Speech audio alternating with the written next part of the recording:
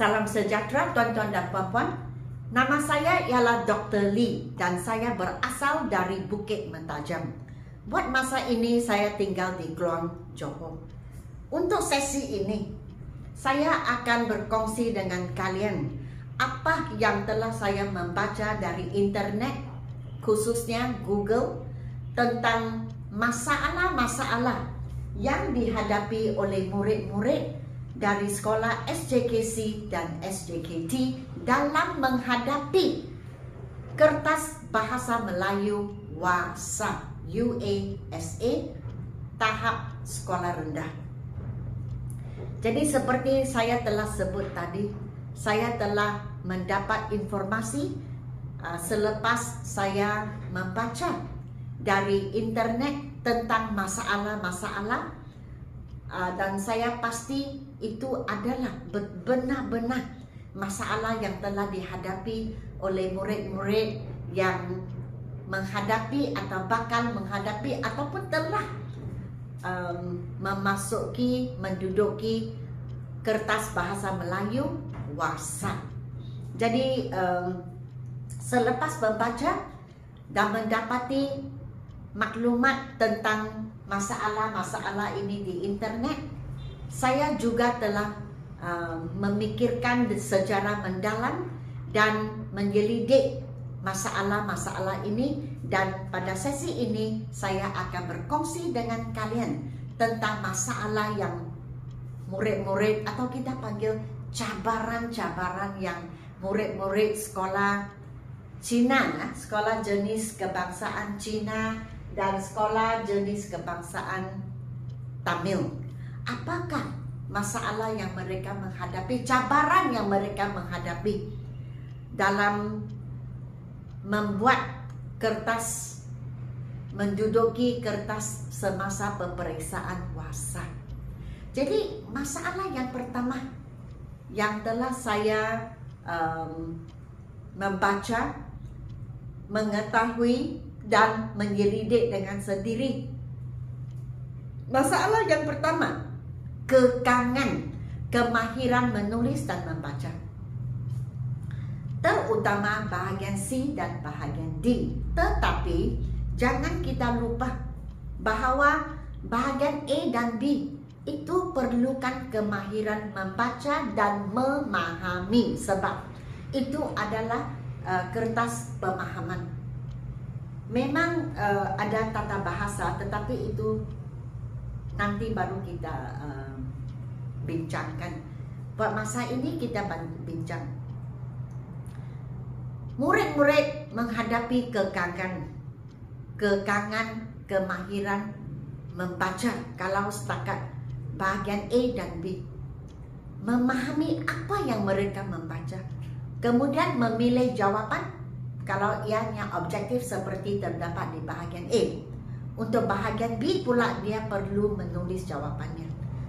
Tetapi masalahnya timbul apabila dia cuba membaca tetapi tidak memahami apa yang ditulis dalam kertas peperiksaan.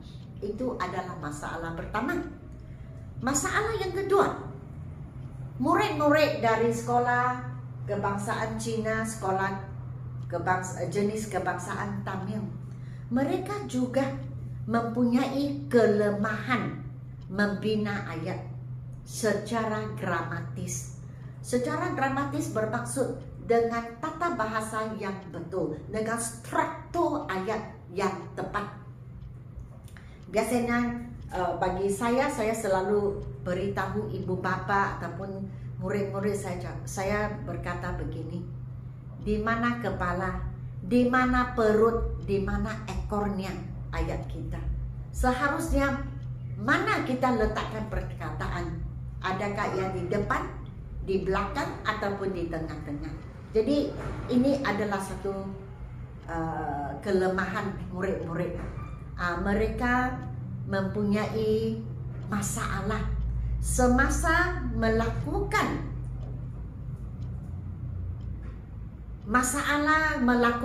yang dilakukan semasa mereka ingin menulis dengan struktur ataupun dalam bahasa kita panggil sintaksis. Jadi menulis ayat yang betul. ayat yang kita katakan dengan menggunakan bahasa Melayu.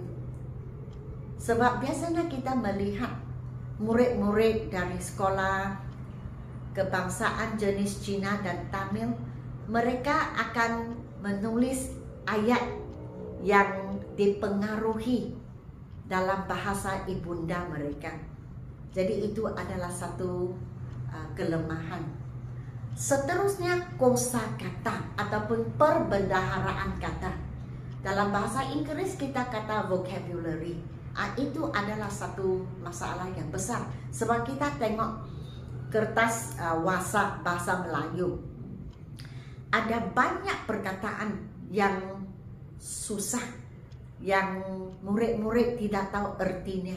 Jadi jikalau kita tidak tahu artinya sesuatu perkataan, bagaimanalah kita boleh memahami apa yang kita baca? Maka dari sudut pemahaman, maka murid-murid akan mengalami masalah sebab mereka tidak faham dan tidak tahu artinya perkataan-perkataan yang susah dari segi kosakata, ataupun seperti saya berkata tadi, perbendaharaan kata yang terhad. Jadi mereka tidak memahami. Jadi menghadapi kesukaran waktu mereka melihat perkataan terutamanya perkataan abstrak. Abstrak maksudnya tidak dapat melihat. Seperti dia abstrak maksudnya kita hanya boleh merasa, kita boleh membayangkan, kita boleh imajinasikan, tetapi kita tak boleh lihat. Dia bukan bentuk fisikal. Sebab itu perkataan-perkataan abstrak itu agak susah untuk bahasa Melayu WhatsApp.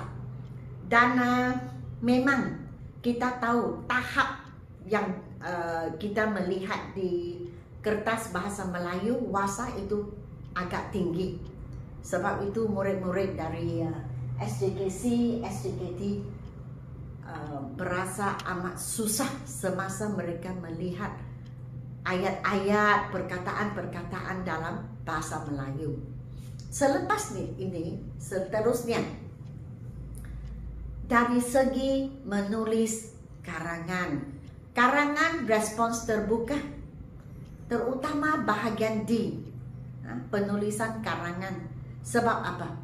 Sebab perbendaharaan kata itu tidak mempunyai banyak perkataan untuk menulis, untuk digunakan dalam penulisan. Struktur ayat tidak betul. Kepala, ekor dan perut itu semua bercampur aduk. Kemudian mereka lagi tidak pandai mengembangkan ayat. Jadi ayat mereka pendek. Jadi dari segi penulisan, jikalau ayatnya pendek, maka ayat itu kita katakan tahap rendah. Apa-apa bahasa pun sama. Tidak kisahlah bahasa Melayu kah, bahasa Inggris kah, bahasa Cina kah, bahasa Tamil.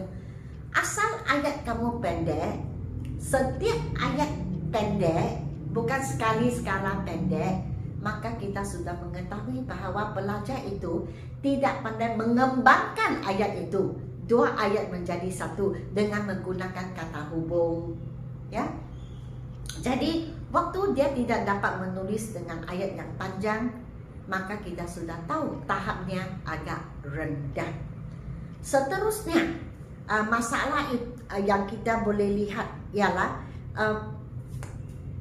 murid-murid tidak dapat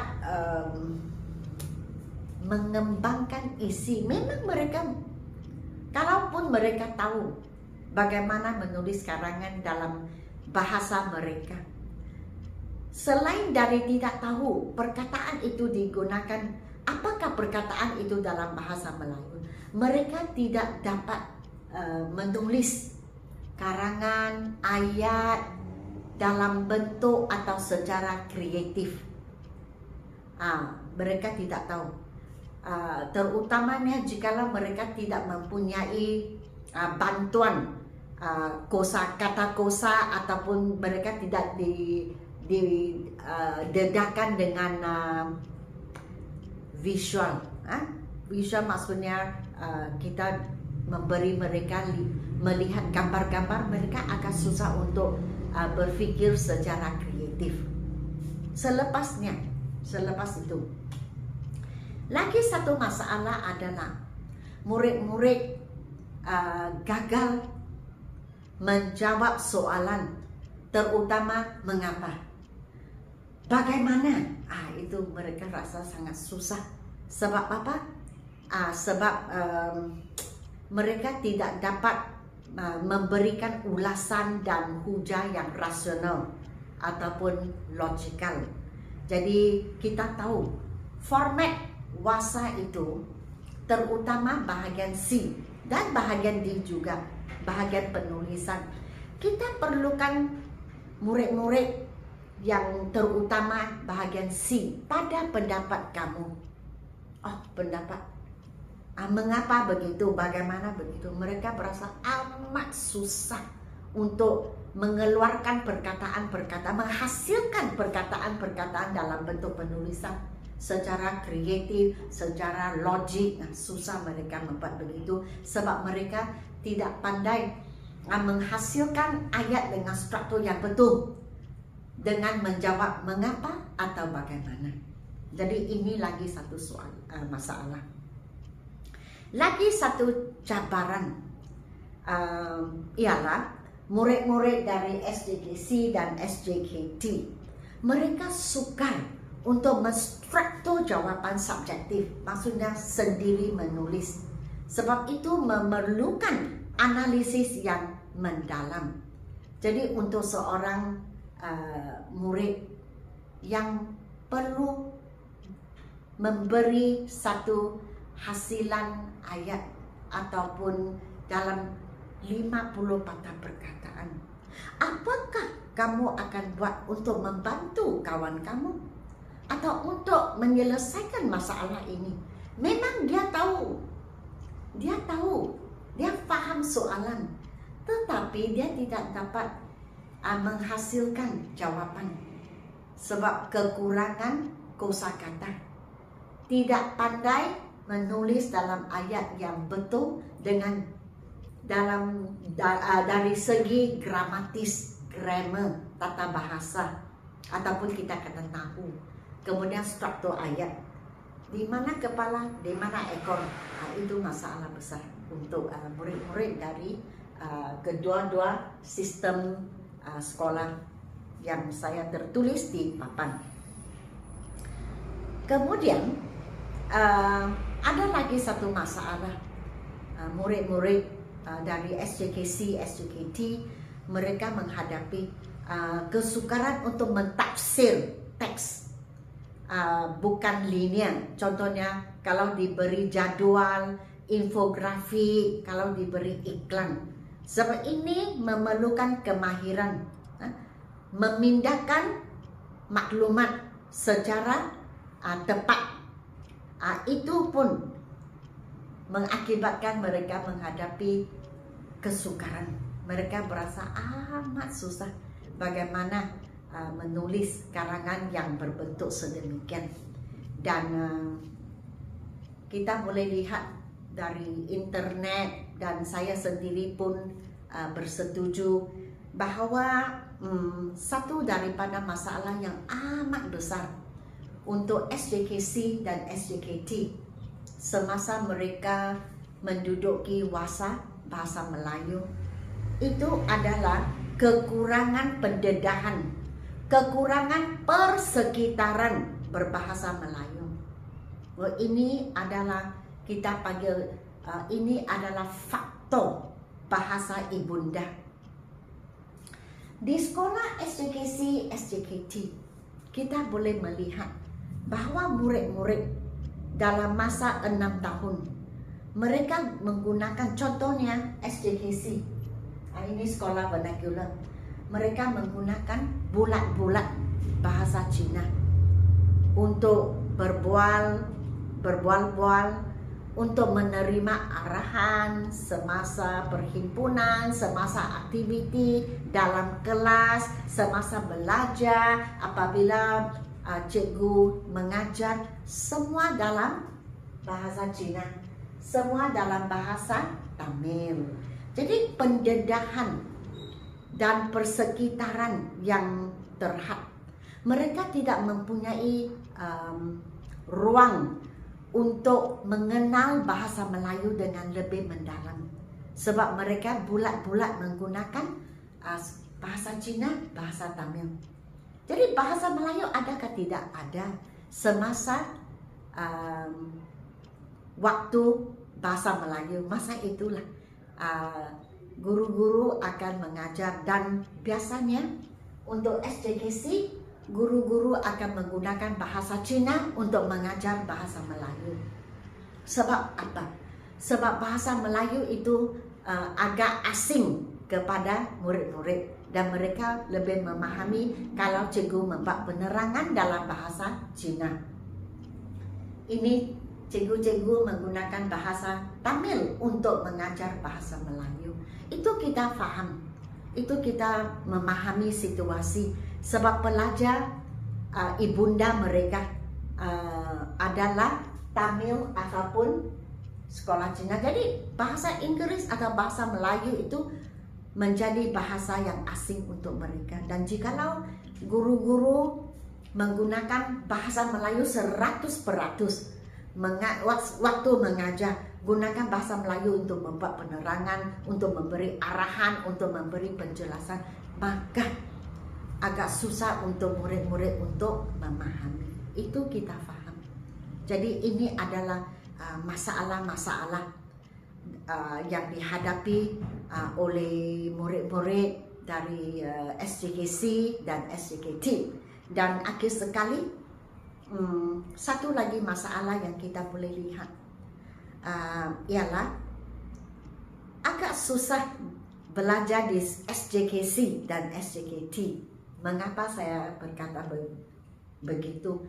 Sebenarnya ini masalah ini, informasi ini pun saya dapat dari internet, dan dari internet dan bersama dengan saya, pemikiran saya sendiri, pentafsiran saya sendiri, penyelidikan saya sendiri, dan pengalaman saya sendiri. Sebab saya mengajar bahasa Inggris, dan bahasa Melayu. Saya mengajar. Jadi saya tahu kesusahan murid-murid. Mereka apakah masalah dan cabaran yang mereka menghadapi, memang saya faham dan saya tahu. Jadi ada lagi satu soalan, masalah. Tidak senang untuk belajar di SJKC dan SJKT. Kenapa? Mengapa? Sebab hanya mereka belajar 3 bahasa. Tidak senang. Memang susah. Memang susah untuk menguasai 3 bahasa dalam 6 tahun ini. Sebab SJKC, bahasa ibunda mereka memang bahasa Cina. Kemudian mereka belajar bahasa Inggris dan bahasa Melayu.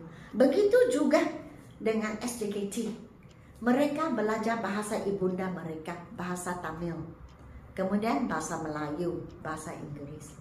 Jadi coba bayangkan seorang kanak-kanak dikehendaki untuk menguasai 3 bahasa. Saya sendiri, saya belajar di SK, Sekolah Kebangsaan. Saya sendiri belajar di konven, sekolah rendah. Masa itu SR, saya belajar di sekolah rendah konven. Masa itu semua dalam bahasa Inggris.